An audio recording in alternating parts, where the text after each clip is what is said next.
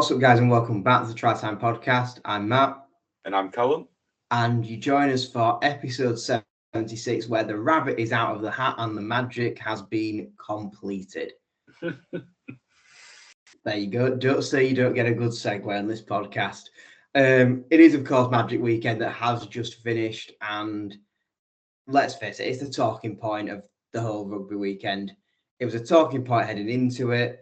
We've seen various interesting things happen over the 2 days there, and it's absolutely going to be the centre of debate for the next week until we all get bored and find something else to discuss. So, without further ado, top of the show answers, Magic at Ellen Road. Success, yes or no? I would say a soft no. A soft no. Interesting that it now has texture. Yeah. I don't think it was like a no, it was a nightmare sort of thing. I just think it was like, I don't think it had much magic about it, but I think size-wise of the venue, I think it's about right. Well, I'm going to count this then to you. Was your soft no on the basis that it wasn't the right venue for rugby, or was this a case of, for the most part, the matches were all a bit shit? A mixture of both, and they ran out of pizzas. So it's got to be minus points. Well, that is true, actually. They did run out of pizzas, which is a point off. And I guess before we touch into match-by-match analysis then, and for the record, I'm kind of with you. Like, I don't think it was a great Magic Weekend, but it also wasn't the absolute shit show that everyone was panicking it would be and saying before it took place. Obviously, this year they've done the matches differently and got rid of the traditional rivals games for games based on where each team finished in the league the previous season, which in theory should have created more competitive matchups. We're sat here on Sunday night with really, I'd say, only one game going into the last 5 minutes without you really knowing for sure who's going to win. Yeah, I mean... And that being Cass and Huddersfield, the dead rubber game that realistically the least people actually cared about. Yeah.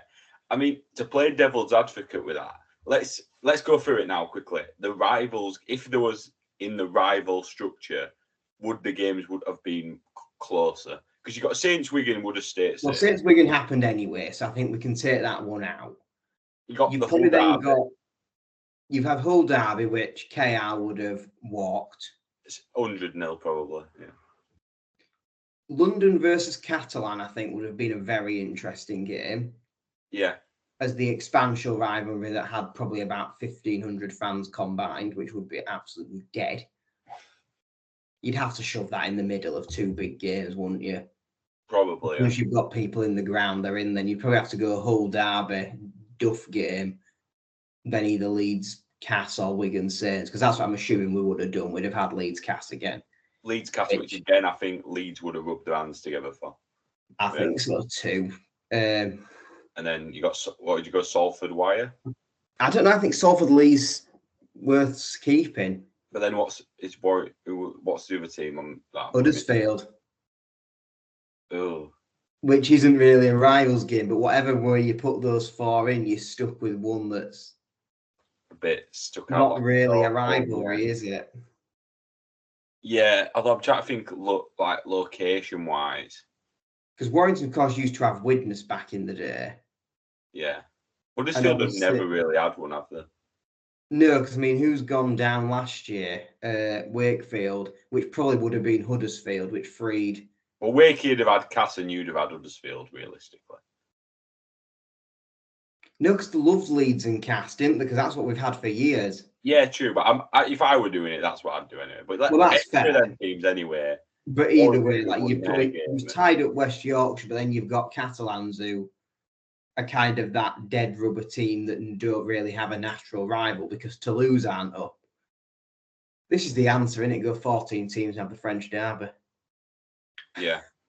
Well, but anyway, I think if you would have gone the rival, I don't think the games would have been better if you'd have done it in the rivals matches. But do you think you'd have had a bit more fire in both teams? The spectacle may have been better. I'm not going to lie about that, but the matches as a whole, I don't think what. I mean, there was some fire in them games. Don't get me wrong, especially I mean all three yesterday that we went to all had fire in them, but I mean, should we have seen more? Because again, to kind of devil's advocate you here, let's look at the teams that we did what. Hull FC and London is the battle to not finish bottom of the league. yeah. And one of the teams really took it to the opposition. And, you know, that kind of comes down to Hull FC not being up for the occasion. And ultimately, what can you do about that? That was probably the most entertaining game of day one, purely because I think outside of Hull FC's actual fan base, the rest of the league wanted London to win that. And to be honest, there's probably quite a few in the FC fan base that are sat here thinking, well, as much as I didn't want to lose, London have been shafted, so it would be nice for them not to finish last. It's just a shame that we're the ones that they're competing with. Yeah. And we'd rather it be somebody else. I think the general league-wide consensus is we want London to do well. Yeah. Them getting the win probably isn't the most heartbreaking result to anybody. No, there were a lot of people supporting, as we were obviously supporting London in the stadium. So, and fair play, there were lots of supporting Hull. They brought good numbers, actually, to be fair to them. Yeah, to say the state of the club at the minute, I do feel quite bad for the FC fans. They're enduring a lot of shit, and they are still sticking with the club on the big occasions. Yeah, I think that's fair. But I mean, London, on the pitch, amazing, weren't they? Really, like they're not scared to throw a ball around. I'll say that much. No, it's very good. Then we go on to Wigan Saints, which, I mean, that was for me was the worst game of the three, which is not what you'd expect from what those sets of fans like to call the biggest derby in rugby league. It was the dampest squib in rugby league, frankly, this weekend. Saints looked out of the depth. The team selection was very interesting, to say the least. And for Wigan, again, an odd team and one that on paper you think this is nowhere near what this squad can do. I mean, we can argue all day about how good Adam Kieran is as a centre, but we can both agree that he's not a halfback. No, but I don't think he was terrible. I think he was fine.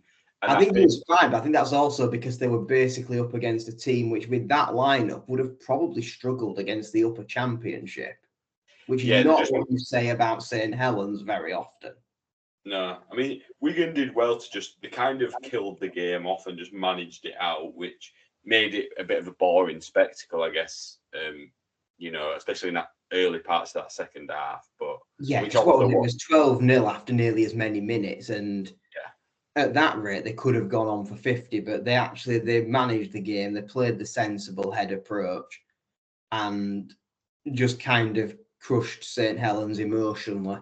And like you say, just really played game management, played it safe, banked the points. A professional, albeit boring performance from a depleted Wigan team. Yeah.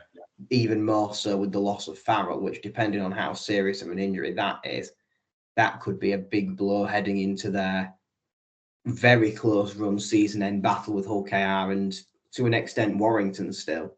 Yeah, they're still fighting for that top spot. I mean, stuff might be out. I mean, we're recording this on the Sunday night, so yeah, these are our immediate magic reactions. So yeah, the injury might be announced what it is or some sort of time frame. Obviously, we don't have that right now, but. I'm going to say it could be weeks out. He could have just felt something were a bit tight and actually in the grand scheme of things wasn't going to risk the season on it and just needs a couple of days off. We don't know. Yeah.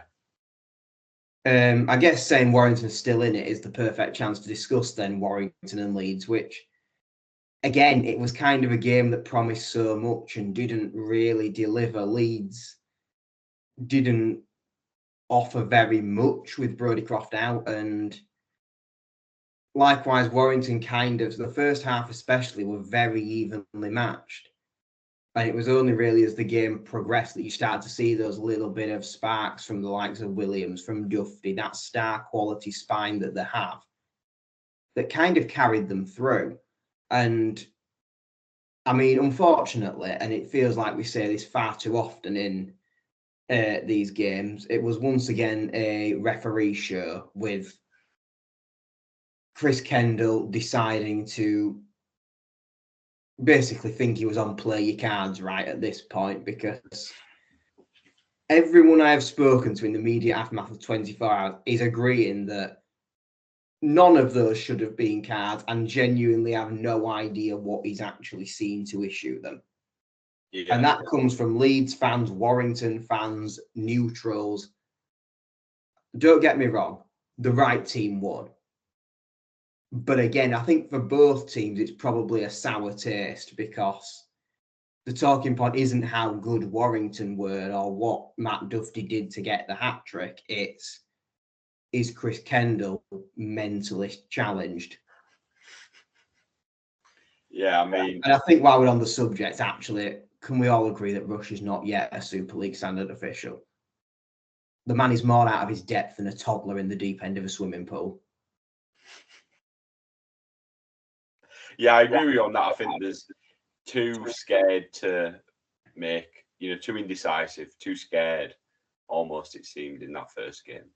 Well, I think across the board, like, we seem to have a huge reliance on the video ref, to the point where that immediate euphoria of scoring was just sapped out of the stadium. And you almost, when someone scored, you got this inevitable groan because you'd spend 2 minutes looking at the video ref screen. And you shouldn't be scoring a try and groaning that your team has scored, because you know what's coming next. Yeah. And some of those were just the most obvious decisions. And like, I don't know if it's the touch judges being wet farts and not actually saying that they've seen the ball grounded or what, but across the board, the on-field match officials collective really need to up the game, because at the moment it's just killing the atmosphere in too many games. No, I agree on that, especially someone who, and you're the same, obviously, coming to Bradford. We, in the Championship, when a try scored, you don't have that worry, do you, in the back of your mind?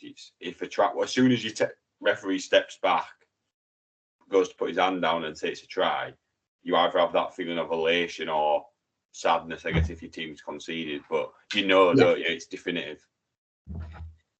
Yeah, and I kind of feel like this is very much when VAR was first introduced in the Premier League. You've got this whole, I'm quite glad that we're in theory making the right decisions, albeit, again, I don't think it happens 100% of the time. But at what cost? Like, there's got to be a balance. And I think at the moment, we're too reliant on the video. Yeah. And all of this crap about where you sat there looking at these contentious things, and it's, well, what's the referee sent it up as? Now, I don't know about you, but obviously about, 10 years ago, this was brought in, because we used to just have the good old try benefit of the doubt. When you couldn't see the ball, you went with the attacking player. And that was at least a rule that was consistently applied to all teams. There was zero allegations of bias.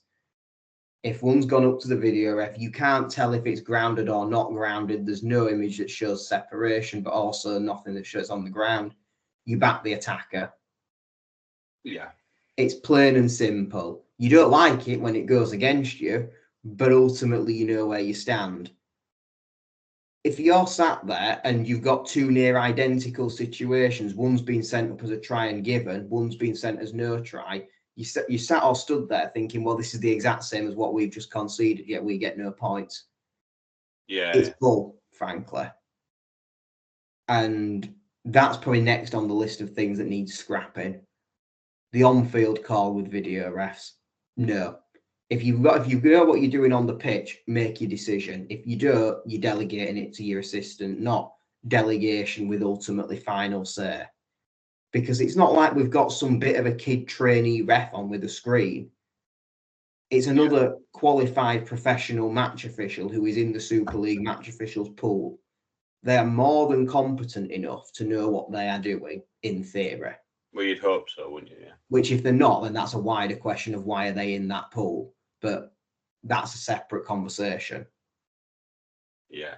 I've never seen out like it than you after, 5 pints, absolutely screaming at Kendall and stuff. It was quite funny, actually. But, yeah, It was funny, but honestly, I'm glad you weren't at our last home game because I've not even had any pints there, and I was still screaming with the ref at that point. Like, and we were winning.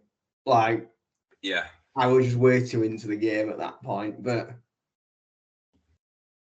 no, no, I think it was one of them where I think Warrington deserved to win, like you say, but the referee ruined what could have been a really good close second half.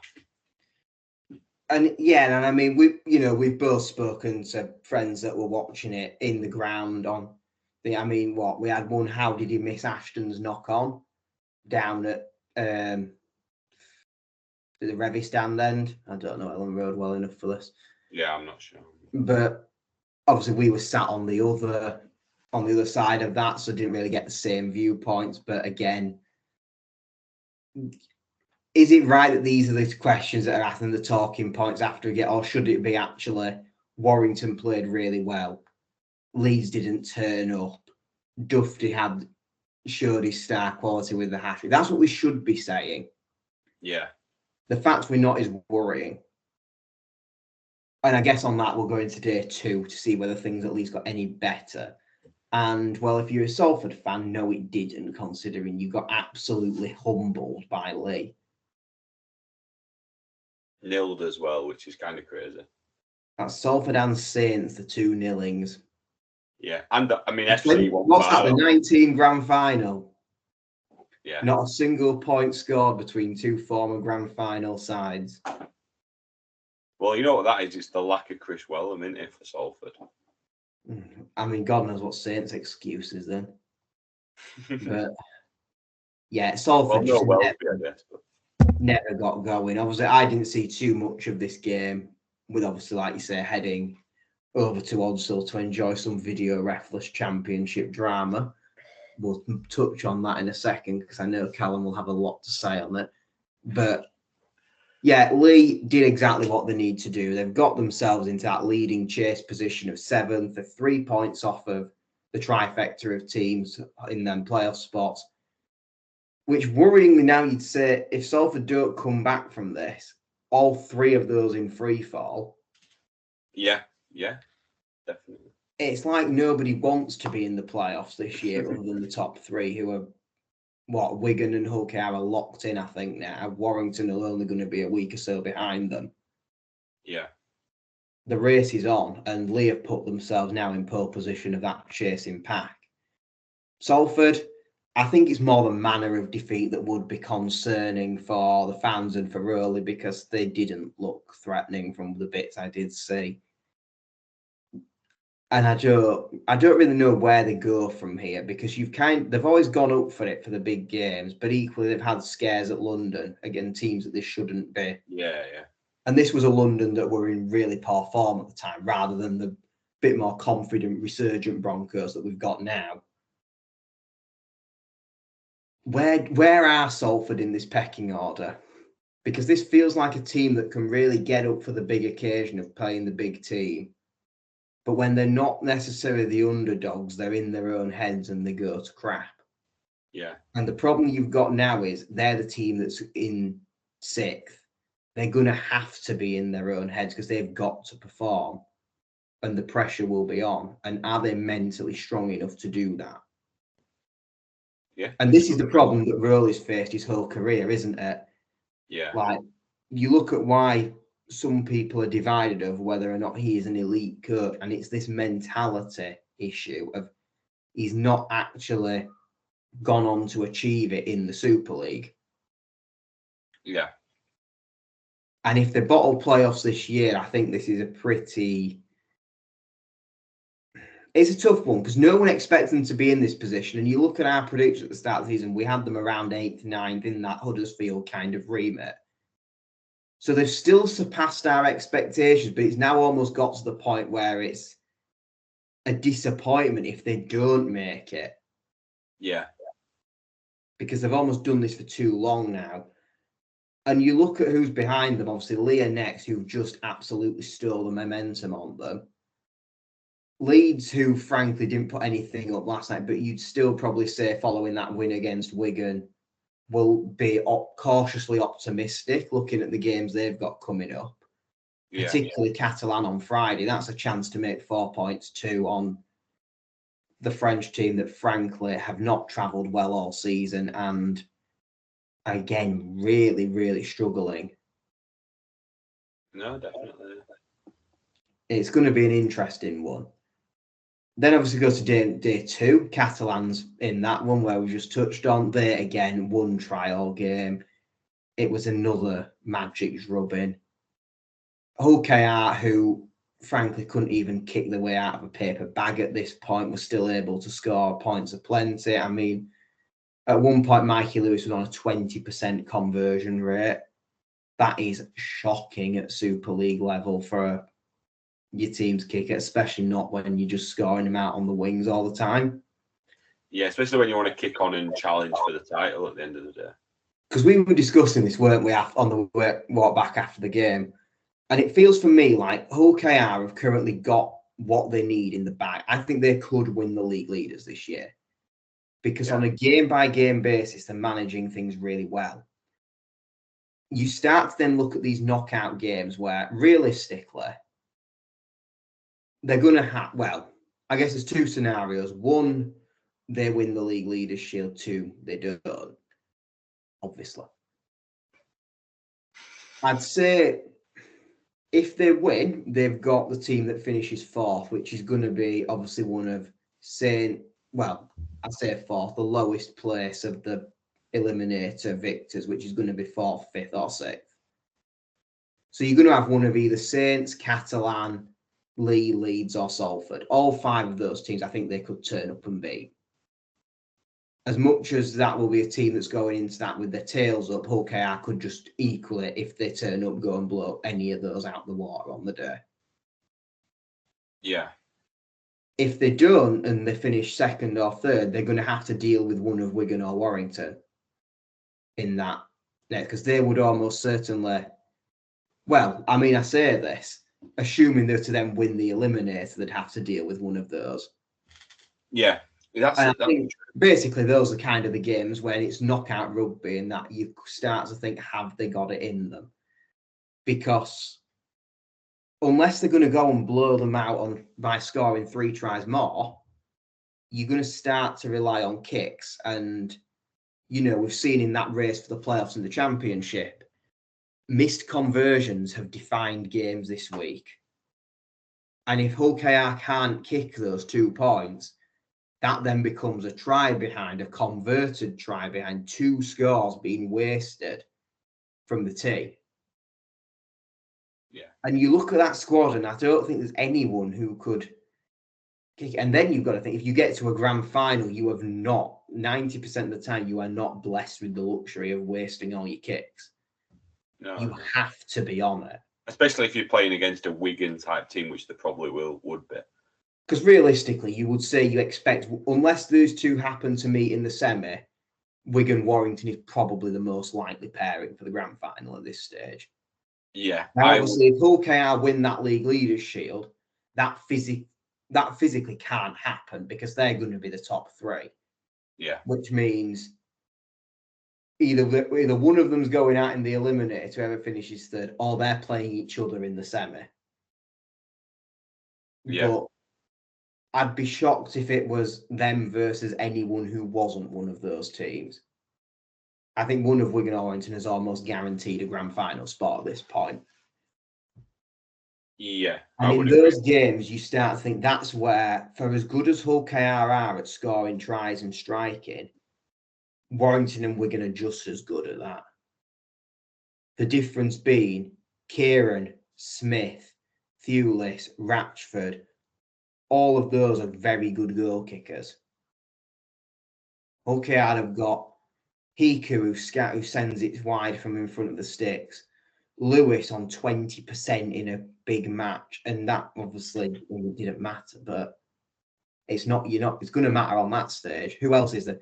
Jez Litton, who you're not bringing on until 50 minutes in, until Parcells coming off. So what do you do for the first 3 quarters of the game? And Batchelor's kicked as well, and he at a point. But... But then if you're going down to your fourth choice kicker to try and find some consistency, the only thing you're consistently doing is missing. Yeah.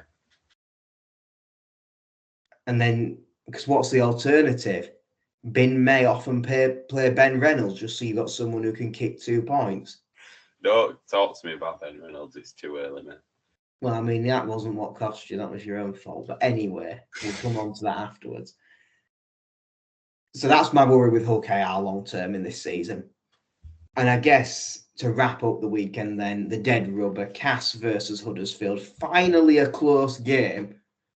And with Cass on the verge of all the momentum, Jacob Miller shows why he's not Super League quality and kicks it out on the full. Yeah, I mean, I'm just had a thought then as well. I want to look back at our predictions because, yeah. What, for Magic Day 2? Well, I think we both said KR, we both said Salford. Yeah, and we both said Cass. We both so we said only got Cass. one right. We had a shocker of Day 2.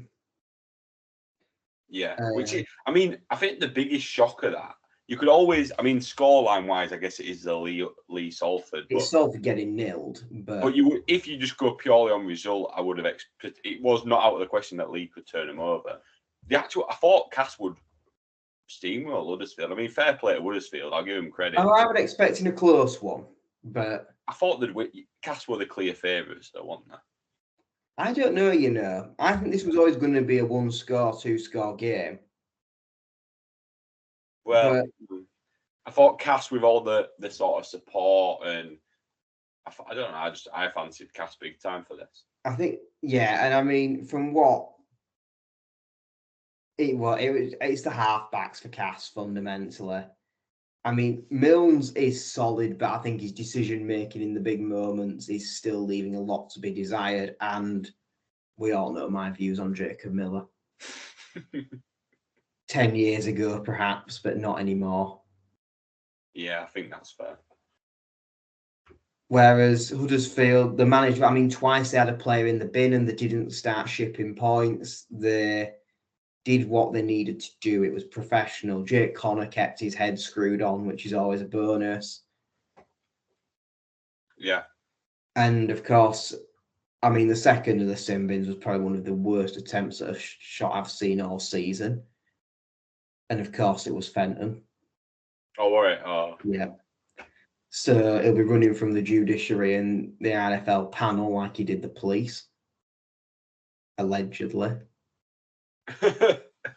It's such an interesting. I mean, I get why Huddersfield are giving these youngsters a chance, but I mean, I've kind of done a bit of a 180 on Fenton Rodgers because at the start, as soon as he leaves Bradford, you're like, nah, he's shit, don't like him anymore. No, that's bollocks. No, listen, what I'm going to say. I said at the start of the season when he obviously played for Bradford on loan last year. I said at the start of the season he's Huddersfield's best prop. I thought he was great. I thought they should have played him more. Then we ended up with him on loan, and he just doesn't seem as good as he was last year. And now I'm looking at him, and I'm like, he's playing for Huddersfield. I'm like, he wouldn't get in the Bradford team. Genuinely wouldn't, would it? Right now. The thing is, he's playing poor, frankly. Yeah. That's the issue. I look at him and he's very much just this very raw, large, young forward. Yeah. Which is fine if you've played reserve grade. I don't think you should be doing 18 months in the Championship and still looking this raw, especially not a side that's as professionally set up as Bradford. Yeah. I mean, because let's be honest, probably you and Wakefield have got the most professional setups just from being in the Super League for years, from having that existing infrastructure and club values. Yeah. Particularly when you look at more the other end of the table and you've got like your Whitehaven, your Swintons, who haven't got that same level of, I don't know what I want to call it because standards sound a harsh word, but you know what I mean. The infrastructure is different. Yeah. And I just feel like he should be further on than this if he's ever going to really make it as one of Super League's like better up and coming players. Yeah, which I think was the trajectory I had him on at the end of last season, because last year he looked great, but then I don't know if the incident that happened obviously has kind of knocked him back a bit mentally. But yeah, he's looking like the sort of player that I can see signing for the championship team. Which is fair enough, and I don't want to cast these questions on him at 19. But if that is the case, can he focus on his sport and take his personal life out enough to really make it? Because you look at Minchella, who was a similar age when he was spat out of Leeds after the whole nightclub incident with Hardacre. Yeah. And actually, he stripped that back. He went down, he rebuilt his game, and now he's captained Hull KR back in the Super League and got to Wembley with them, potentially winning a league this year.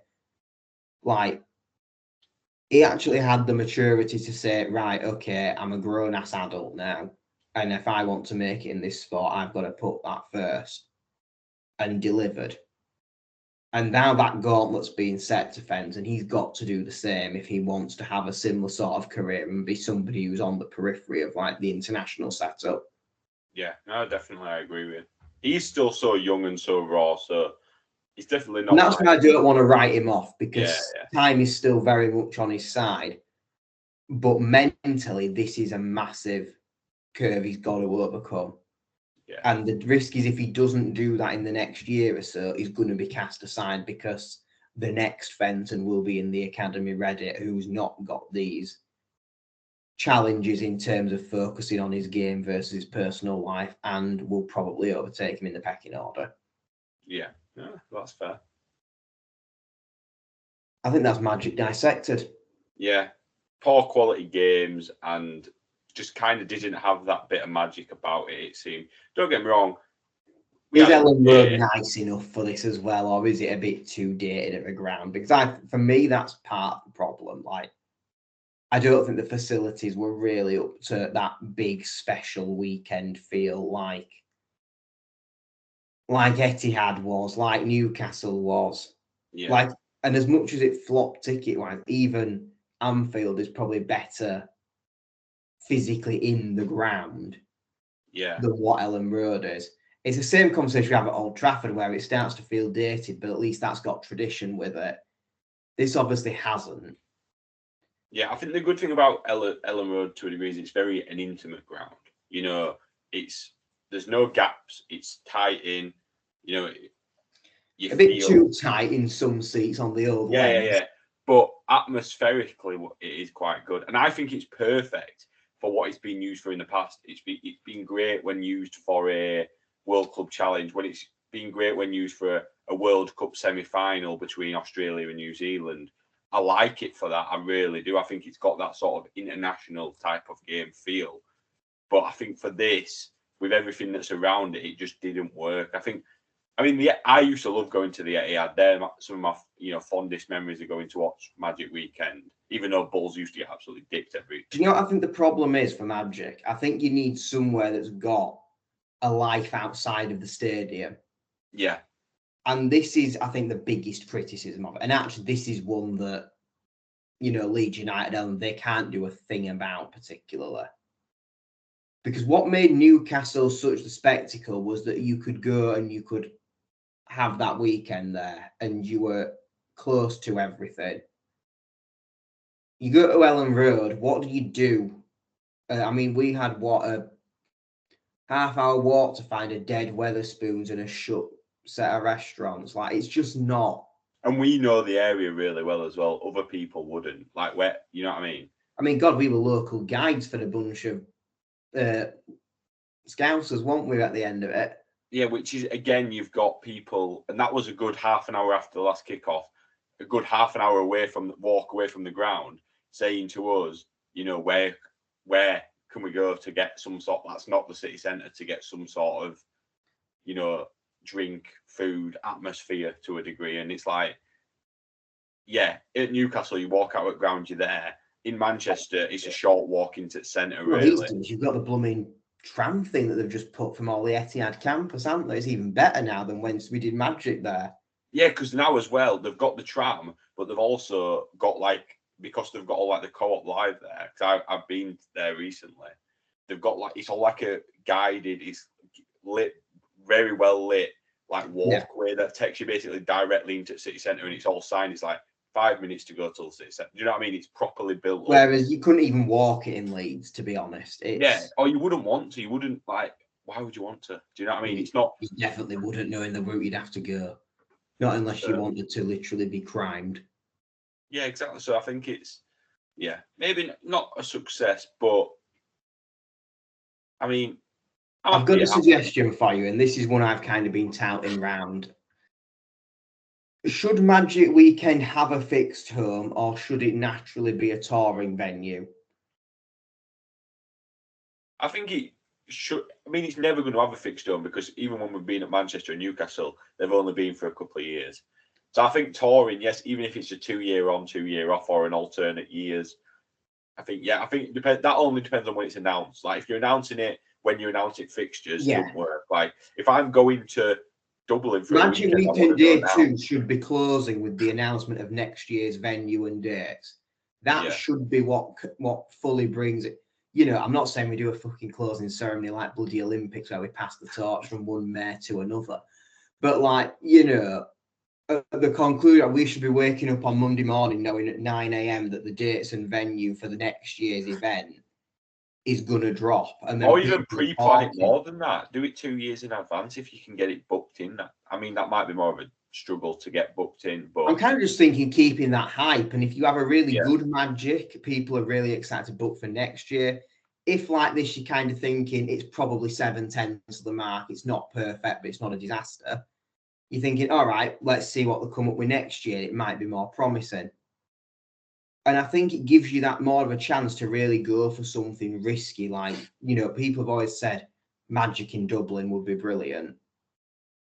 If you've got that hype around this launch event almost when you drop in the venue, that's going to happen. It's going to be like, oh shit, they're going for it. This sounds great. If you're just going to drop that 9 months before on a random Thursday in November, people are just like, oh, okay, that's a bit rogue. It sounds cool, but why? You almost want to create a bit of demand and stuff. So like, if they announce they're like Monday morning Magic announcement and everyone's there like, shit, where's it going to be? And it's like, shit, it's Dublin. Everyone's rushing on, booking flights, booking hotels, and like, before they get Sky, which is my issue with Dublin is, it's already bad enough at Magic, like having to try and predict. People do it, don't they? They predict, they'll book. Because I know, because like my mum used to do this all the time when we used to go. We knew it would either be on 1 or 2 weekends before the start of the season. Before so it ran out, book both of them and cancel the one it isn't. Yeah, and put a key so you could cancel on the hotels and get it before it's announced and it's cheap. I could not be asked with Ryanair charging 300 quid a flight to go to fucking Dublin because everyone's fucking going. Like, I'm not doing that. It's great, you know what I mean? Yeah, and that is, I guess, the challenge in keeping that level-headed. But like, you know, we had success at Cardiff. We could almost go back to the roots and do some sort of special edition version there. If you actually build up the proper event feel of it, which is, and again, this isn't the first time we've said this, where Super League and the IFL marketing campaign really need to get their arse in gear. Yeah. Because, you know, how often have we said that in the past that actually they've kind of been a bit shit with it? Yeah, see, I think a place I'd like to see go potentially is like maybe just let's go down to Midlands and do something and incorporate the Hurricanes, who's an expansion. Oh, we seem to love Coventry, don't we, as a grounds? I'm not even. You can do bigger than that. I mean, I'm not showing like the location. What, Villa Park? Like a Villa Park, or even like. Not bad. It's about 20 minutes on a little local train out of Birmingham New Street. It's doable. Or even Birmingham Stadium. I don't know. What, St Andrews? Yeah. I'd probably say Villa Park out of them too. No, Villa Park's a nice stadium, but I don't know location-wise because it's not really mine. It's not bad because I've had work conferences and stuff that have been scheduled down there, so I've seen the transport links from like here. It's pretty decent. And I know Villa Park's quite good size for what we'd want. Yeah, I think so. I mean, this kind of way it works again, because if you do this, if you get up to 14, like everyone wants in Super League, bar the owners who don't want to give up a share of the pie, you can kind of think, right, we've got 4 and 3 days here. let's do the Saturday as 4. We do the Sunday as 4, and we put the local teams League One fixture in it. Yeah. Because realistically, how many season ticket holders do they have? If you were to do it in, how many Midlands season ticket holders is there? 100 probably at most. Yeah. Well, God forbid we have to let 100 people into like the entry level seats because it's included as part of a season ticket game. Yeah, let them come in for now and like or whatever. Like, give them a whole little section at stand and. Yeah, like we can. There's more than 100 empty seats at Ellen Road, so we can afford to do that and it not impact the money being made from the event. Your fans that don't have season tickets, they're more likely to go because they're going to want to watch the team, and you actually get, like you say, that those couple of blocks that are until a certain date ring fenced for them to pick up. Yeah. And like you say, you've got this thing that you don't even have to put it on first if you really want to be. You got it. Put it somewhere in the middle. And what you do is you have stalls outside the ground and you sell this Midlands merchandise and you sell it for fucking cheap. What do you mean? They've got the nicest dome ship. Unless you pre-ordered it before a random date in February, you don't get it and it doesn't exist anymore. Imagine you could get like a training top for Midlands Hurricanes for a tenner and people would get it and people are wearing them in the scarf and it's just like that's a good way of capitalising. And also, to be fair, do it for their opponents as well. Like, yeah, if they're playing Workington, get the Cumbrian shit down there. Yeah, definitely. I mean, it'd be really good if I do that with the new expansion team. I think that'd be at the most sense. Midlands against fucking whoever. I don't even know it yet. Forgot. Fucking. Well, do we know who yet? Oh, wait, do what? I don't think we know yet, do we?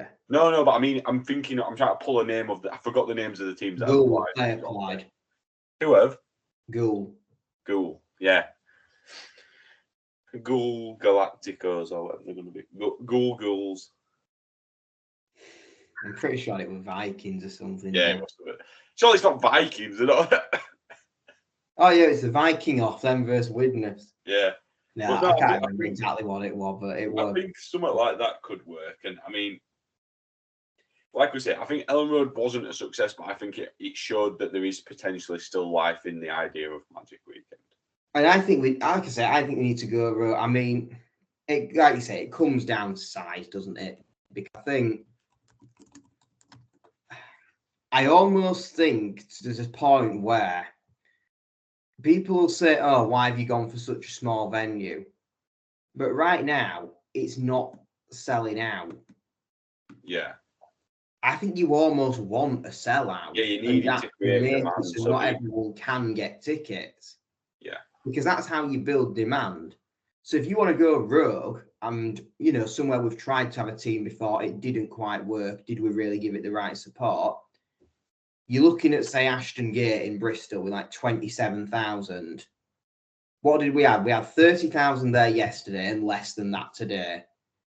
Well, if you flipped one of the games round, you could probably nearly sell that out both days. Yeah, I agree. I mean, I've just hype. You get a full stage because realistically, you're never going to get the most amazing atmosphere because you've got too many different sets of fans sat apart. Yeah, I mean, the thing is that what was I trying to say now? The demand for tickets. Like it's like Old Trafford.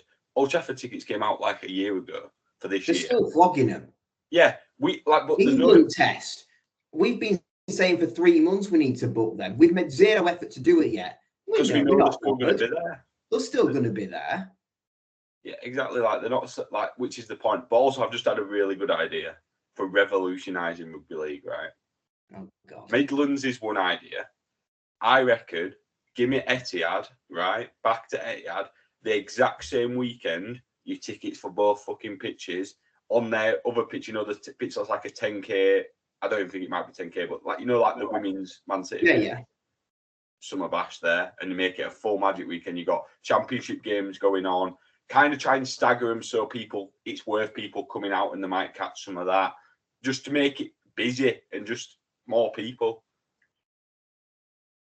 I guess the only thing you've got to potentially consider is how do you ticket it as one event and have free flowing kind of once it's full, that ground's full. Yeah, I guess realistically, if we were to do that, and let's say both Leeds and Bradford played on the same day at different time slots, we've then got to go from one to the other, which they're not far apart though, are they? No, but more to the point, are you then committing once you leave one and go into the other, you then can't go back? Do you need different? Yeah, it's a logistical nightmare. It's just a bit of a pipe dream, but it's never going to happen, that is it? I'm just thinking like as an option. But no, I think part of the problem people had with Leeds was it was a very boring venue choice, and obviously all this crap in the build-up, like Rhinos have sold the most tickets. Well, yeah, it's the bloody home city, of course they have. That's like doing it at Wigan and then saying Wigan have sold the most. Well, obviously it's a home game. Like Leeds have played at Ellen Road by choice as a home fixture many a time before. It's stupid, but ultimately there's life in the old dog yet. But they need to get more creative with it. No, definitely. I guess brief touch on the lower division just before we wrap up. Importance of conversions. Yeah, I don't need to say much. For a change, I'm not going to. Big weekend in the playoffs. I mean, Widnes lose again. Toulouse dropping points at home to York, who looked dead set to take the final playoff spot back until Featherstone pulled off a last-minute 1-point win over Bradford, which Callum has just about not recovered from yet. Yeah, I'm still a bit depressed. I'm not going to lie. Was it a penalty? I don't know. We couldn't see well enough from our angle. I think it was just we were almost enemies at points. I'm not, it's one of them. It was just Does one of them. Does Eamon need to go? Didn't happen. No, definitely not. We've had the comment. I don't agree with it because ultimately there's an easy way that you win that game, and it's Jordan Lilly not hitting the post on his conversion. Well, it wasn't overly challenging by his standards. No, yeah, it is what it is. It's one of them where Eamon's not the one who's physically sat there taking the conversion. He's not the one who's grabbed Ben Reynolds by the face and got sin bin with 5 minutes to go. There are certain things you can blame the coach for, but players making dumb decisions or just getting their angles wrong is not one of them. Yeah. Because realistically, who else is he going to put on conversions? There's probably only really Samet. Who I think, it's one of them, in it. Like, and last week, Lily's done it all year, so why would you take the tee off him randomly for one game against Featherstone because there's a bit of wind? Yeah, and he will fight like last week. He was great one. He were in 9 from 10 from tee, and the one he missed was, I don't think he got it a million miles off. I know it wasn't the best today, but more blustery conditions as the game. But actually, after those 2 he missed, he were fine for the rest of the game.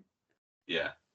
But obviously those things matter, and we said that kicking could define it. That's not what defines a coach's tenure. No. Speaking and then obviously, of that, though, there's your position. It's almost like I planned it. Speaking of big wins, Whitehaven getting a result over Doncaster, and then very shortly after, their coach walks, which is a crazy decision. And one where it feels like the club can't catch a break. I mean, something's gone on here, and do you wonder if it's anything to do with the recent reappointment of a number of directors to the board? Maybe. I mean, we'll never truly know, will we? But we could ask them. They do follow us on Twitter, but it's a weird one. But I mean, because you'd think they've got the team up for it. They've won. With one player less on the bench as well. Yeah. And maybe there's more bad stuff going on behind the scenes. Maybe he's not going to be getting paid. Maybe he's, And I guess this is also a big result because obviously Doncaster were in that playoff conversation, but with York and Featherstone picking up wins today and them not in a game that you probably looked at following the 58-0 last week and said that actually they should win that. They're running out of weeks to overturn this now because what is there, 5 to go or something, Daft? There is maybe 6 games left in Championship. It's not that long now if you're already on needing to chase that result, and now you've just given another 2 points away. And they've got tough fixtures of Doncaster as well. Yeah, because obviously next week is at home to Bradford, which, well, based on how you were today, God knows how that's going to go, because that could go either way. I mean, you play like we did today against them, we'll win. Fev were good today, and we were good. Like, it was a good game of rugby today. We did drop ball a decent bit, but we'd have got over the line, I think, against Don. I mean, Donny are now below Batley and stuff. They're in 9th. So yeah, that's what I mean. Like, it's a big result for them in terms of actually now missing out. Yeah, I do think looking at this with 6 games left, the playoff, I think is, unless Fev suddenly go to shit now, even though they started playing well, I think that playoffs is pretty set.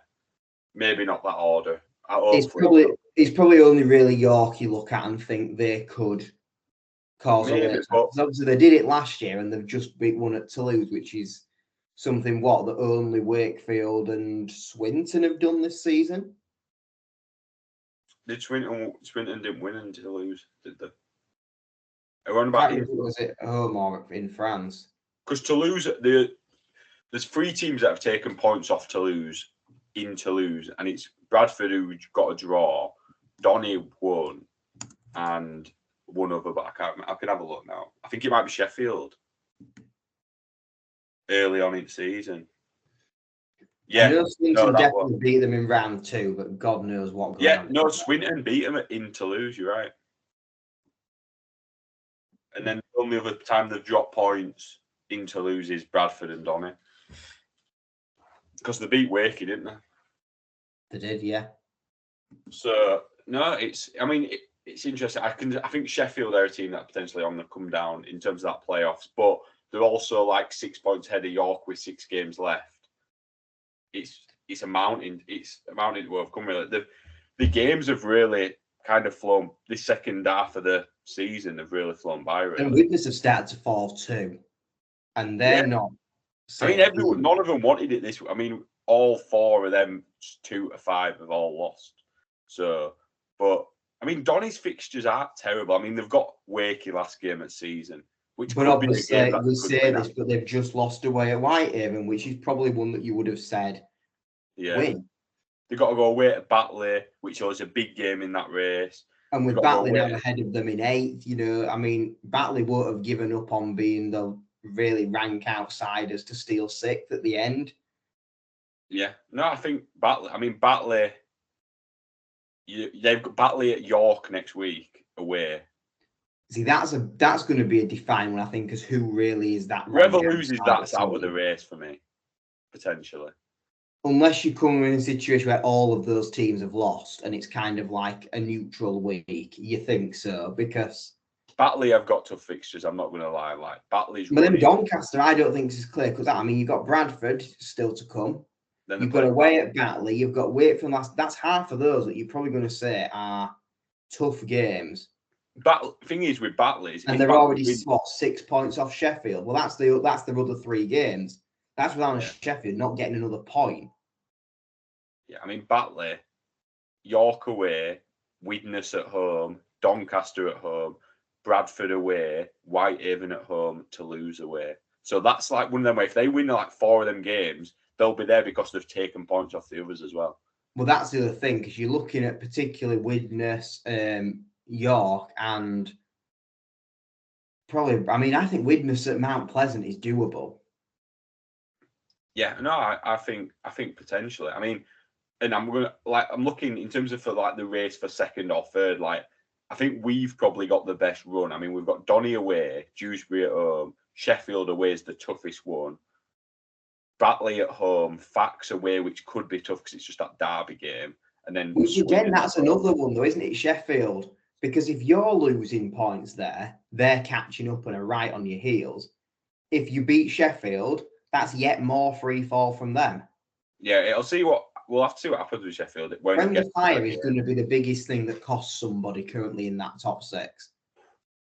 I mean, I'm looking at Sheffield's games. Sheffield couldn't miss out on playoffs. Sheffield's running is probably the toughest of the bunch, I think. Widnes away, Toulouse away, Bradford at home, Featherstone away, York at home, and then Dewsbury away last game of the season, too bad. But that run of 5 games, they're already 7th by then, that could be game over.